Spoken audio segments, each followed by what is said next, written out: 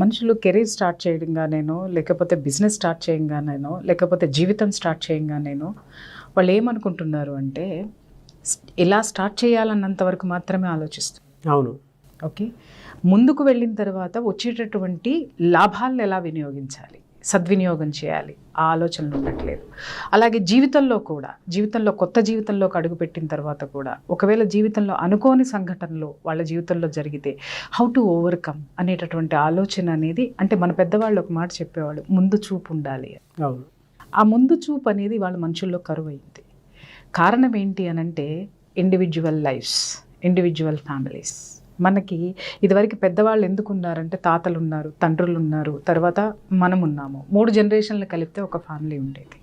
ఆ 3 జనరేషన్లో ఏంటి అనంటే ఇప్పుడు ఈ జనరేషన్లో ఉన్న ఆవేశాన్ని తండ్రి కొంత ఎక్స్ప్లెయిన్ చేస్తే ఆయన ఆ ఎక్స్పీరియన్స్లో లేనటువంటి వాటిని మళ్ళీ తాత రూపంలో మళ్ళీ ఇంకా ఒక మోటివేషనల్ వర్డ్స్లో ఆయన పురాణాల నుంచి తీసుకోనివ్వండి, ఆయన ఎక్స్పీరియన్స్లు తీసుకోనివ్వండి, వాళ్ళ ఊర్లో వాళ్ళని తీసుకోనివ్వండి, ఇట్లా డిఫరెంట్ ఎగ్జాంపుల్స్తో చెప్పేవాళ్ళు.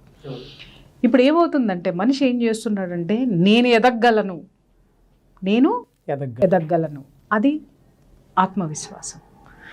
నేను మాత్రమే ఎదగలను, నీ యొక్క సహాయం నాకు అవసరం లేదు. ఓవర్ కాన్ఫిడెన్స్, అతి విశ్వాసం అంటారు. దాంతో ఏమవుతున్నాడు అంటే మొత్తం అందరినీ వదిలేసుకుని నేను తోపు అనుకొని బయటకు వచ్చేస్తున్నాడు. అది దేంట్లోనైనా తీసుకోండి, whether that is education, whether that is business, whether that is either that is education or business or studies or life, ఏదైనా సరే తీసుకోండి.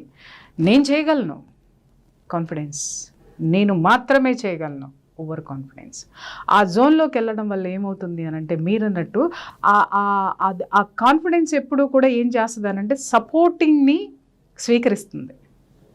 ఓవర్ కాన్ఫిడెన్స్ ఏం చేస్తుంది అని అంటే ఎవరిని కూడా స్వీకరించలేదు. మనల్ని అంటే అక్కడ మనం మర్చిపోతున్నది ఏంటి అని అంటే మనల్ని మనమే స్వీకరించలేమని అర్థం అన్నమాట.